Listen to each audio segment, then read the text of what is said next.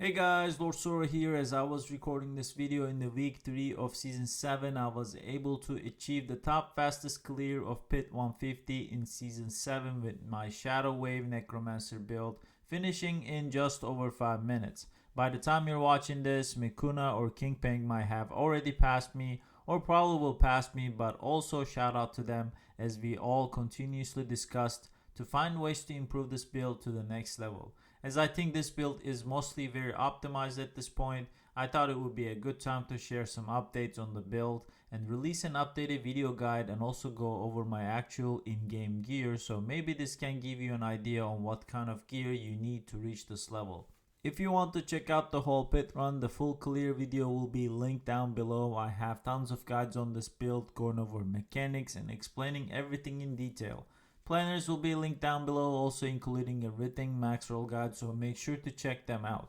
Additionally, if you do like the content, consider liking and subscribing as I am very close to reaching 3,000 subscribers. As you're watching the pit clear in the background before we dive into the gear and build details, I want to touch on a few important mechanics in the pits that can save you a lot of time. Before all, the most important current mechanic that you will see a lot of the top pit pushes rely on is the snapshot of seasonal power, Soul Harvest. You do have to do this in order to skyrocket your intelligence, and how it works is that you pull as many mobs as possible to start the pit at the beginning of the pit, ideally all 64, and then you have to use an ability with cooldown. When they're all grouped up around you, once you do this, you snapshot the 64 stack of intelligence multiplier, which obviously really boosts your damage. So if you start the run with only a few mobs and you use an ability that has a cooldown, you will significantly lose damage for the rest of the pit run because whatever you snapshot carries over. This is currently a bug. It shouldn't work this way, which actually in a disadvantage in a way. If you were able to get these stacks updated, you wouldn't have to rely on this initial big burst, which can be a time loss depending on the mob types and how you pull them and depending on the layout. But in order to benefit currently and work around this bug, you have to do the snapshot to really improve your timer. Pull as many mobs as possible and then use an ability with cooldown to get this huge stack of intelligence multiplier. Another thing is that after a certain point, a lot of speed comes from RNG and luck, to be honest. When you reach a certain point with your gear, there is not much significant damage you really can add. You really just start fishing and try to get lucky with the layout, monster type, and the right boss. Right pit layout, especially open spaces, is very important, mainly because then you can really pull a lot of mobs. Mob type is also quite important, where some elites have tons of CC, knockback, and mechanics. You do really want to go after the werewolves, for example, because one thing that is very good for werewolves in the current state is they are very quick compared to other ones and they follow you very quickly, so they're much more efficient when it comes to grouping them, and when it comes to aggroing them, pulling them towards you with the other monsters, they follow you much more quickly. So other mob types are very slow and it causes a lot of time loss. Another thing you also want is a boss with adds the boss that spawn mobs. Since you're relying on Decrepify to proc to reduce the cooldown of the wave, the boss that spawns adds helps significantly with the cooldown management, and I do have a video on this linked in description to how to reduce the cooldown without having fast blood, so make sure to check that one out. But the boss that spawned adds significantly helps. In this run I had Bramble, which is one of the good ones because it's not as tanky anymore, but Sea Hag would be a really good one. That's the best one I have experimented so far. The worst ones are Mother's Judgment, then Mother, these two, and then Chief Marauder. Those are really bad. They really tank your timer. Really slows you down, but other ones are really good. The boss that spawns adds more frequently is the best one, which is Sea Hag in this current meta, so those things really help with your speed.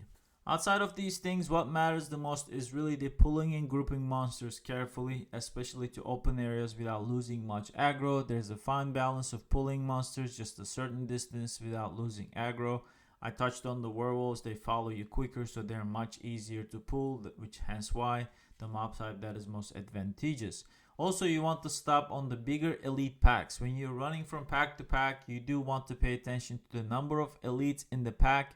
And if there are packs with 1 elites, you do not want to stop on those, but to stop on the ones with 3 elites. So you want to group them together as much as possible. Overall, these are some of the mechanics that you really want to pay attention to improve your clear time and speed when you're doing 150. Before I go over my gear, I want to show the Maxroll guide one more time. I have a very detailed written guide, as I mentioned, and the guide is actually quite deep, but people are missing some functionalities.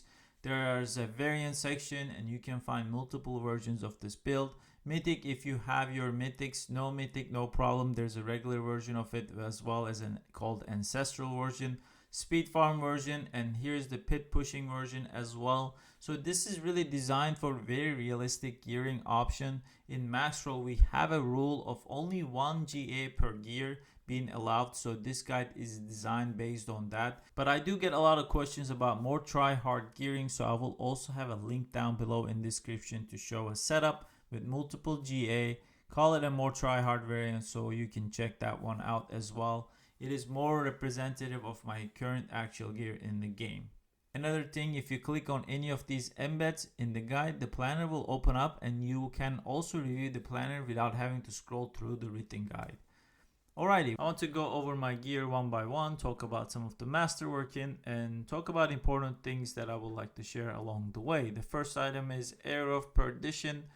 Obviously, it's very important. It has a huge amount of critical strike chance. This helps us a lot where we don't have to run crit chance on any other piece except our glows. So we can just reach crit cap by running Hair of Perdition and crit chance on our glows. You really want the GA crit chance here and hit triple masterwork it. If you cannot, you will need a GA crit chance on your glows, which both ways will work.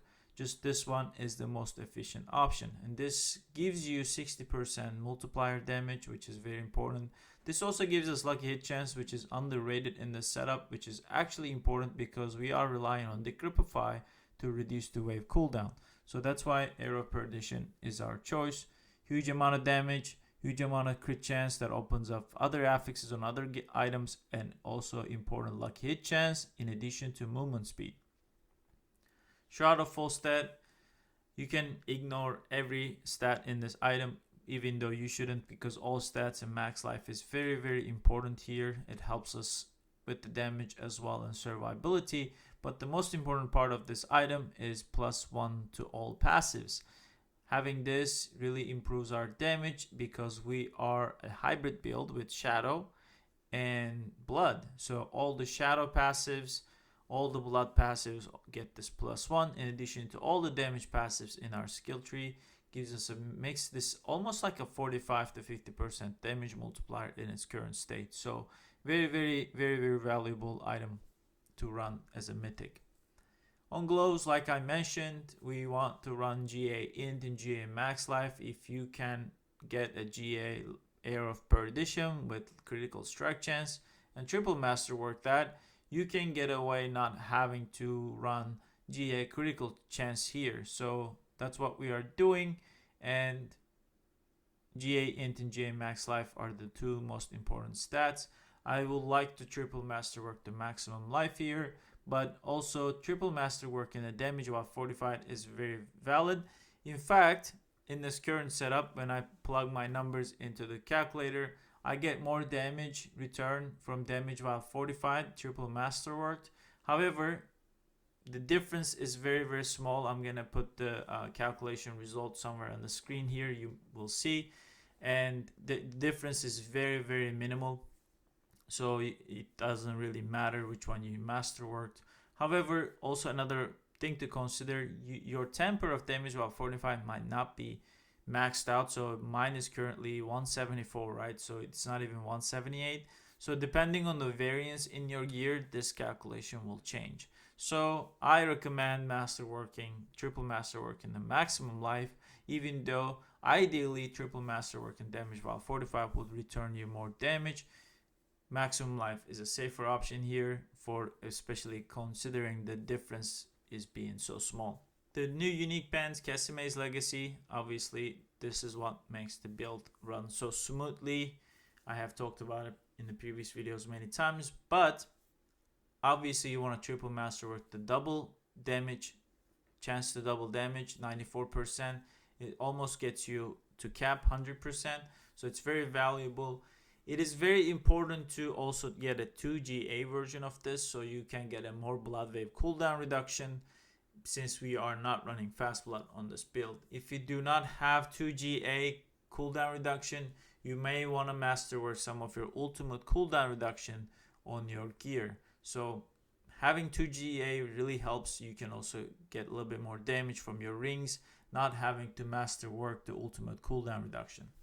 Ultimate damage here is a trap. You don't need a GA. That damage increase is very minimal. It's not significant at all. Damage reduction is quite good. You can have, if you find a GA one, that's perfect. But if you are gonna go for 2 GA or 1 GA, the first one should be double chance, double damage, and then the second GA should be the cooldown reduction. Obviously the aspect is very important. You want as high as possible, nothing lower than 285% multiplier.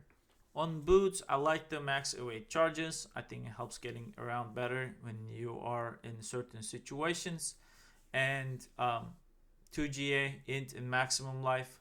Here we are running armor as a third option. You can have a triple GA if you want, but armor, we are not even fully armor capped on the pit pushing. We are very close, but because we are so tanky, we can get away with it. So there's that. But as a tempers, obviously we have movement speed and up to a chance to stun or freeze is very good. This is kind of a quality of life. You can have blight size here as well, so it doesn't really matter which one you run. It's not that significant, but having this additional chance to stun increases for us to activate terror, second part of the terror passive. As an aspect, we are running cursed aura. It helps with obviously opening up a skill slot here. We don't have to run decrypify. We used to do this with a rune, but run actually explorers here. That was good for a while, but after a certain while your damage gets so high, you start 2, 3, maybe 4 shotting the elite, so the exploiter uptime was getting low, and you can't use the exploiter on the bosses. It doesn't work. The bosses do not go unstoppable. So we replaced us with cursed aura, and we replaced one of the runes with Zal, which net us more damage. This 20% maximum life is equivalent of 19% damage multiplier, so almost another 20% damage multiplier. That is up all the time because there is not much of a downtime of this combination of Seer Zal combination. But on the gloves I didn't touch. Additionally, also we are running here lucky chance to freeze or stun, just to get more CC, more stagger, and activate the second part of terror more frequently. On our weapon, 2GA is very good. You do not need 3GA here. Lucky hit chance to restore essence it's already doing what it's supposed to. So intelligence and maximum life are the important ones. You want to temper damage while fortified, and you want to temper Titan's Fall and triple masterwork that because there's a huge damage multiplier. As an aspect, we are running Blood Wave, Title, and the rune combination like I mentioned. Seer Zal gets the job done here.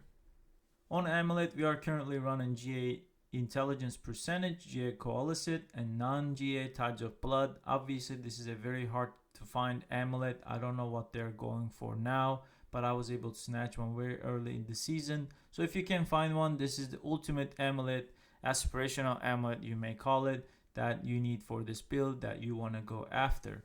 From most to least important affixes on this amulet, the Coalesced Blood is the most important one. Second most important is Tides of Blood, and the third one is the Intelligence Percentage. You do want to master a Coalesced Blood once and Tides of Blood twice, depending on which one of them is GA. Ideally, you want +5 ranks for each of them coming from your amulet. You do not need to master a Coalesced 3 times because that is actually less damage due to diminishing returns. I happen to master a Coalesced twice and Tides once, but because the difference is so small, I decided to let it be. Here in the screen, I'm posting the calculation results so you can actually see the difference yourself. Fourth best affix option on the amulet is Ranks of Gloom, and the fifth best, you can say, the maximum life. But if you do not, let's say you don't have Colicet, Tides, or GA Int. What else you can run? The fourth option would be Gloom. Fifth option would be sort of Max Life. Before the season launch, when I was running some numbers, I was actually suggesting non-GA Gloom over non-GA Int percentage. However, I somewhat underestimated how much intelligence we get this season with the seasonal powers. And to be fair, there is no straightforward comparison between Gloom and Int percentage to say one is better than the other, because the answer actually changes based on the amount of intelligence you have. I did run some numbers to find the breakpoint. So for example, if you have over 2450 intelligence percentage becomes more valuable than the Gloom. If you have less than 2450, Gloom Ranks is actually better for damage than Int percentage. But overall, the difference is very small. So if you have an amulet with Gloom over Int percentage or vice versa, this calculation on the screen that I'm showing right now might give you an idea of what you're losing or what you might be gaining by swapping those stats. But the long story short, most likely you will have intelligence over 2450, or let's say 2500. When you are at that breakpoint, at that point, you want to have intelligence percentage over Gloom Ranks. As an aspect, we are running sacrificial, as it is the most damage aspect option for us to have on the amulet.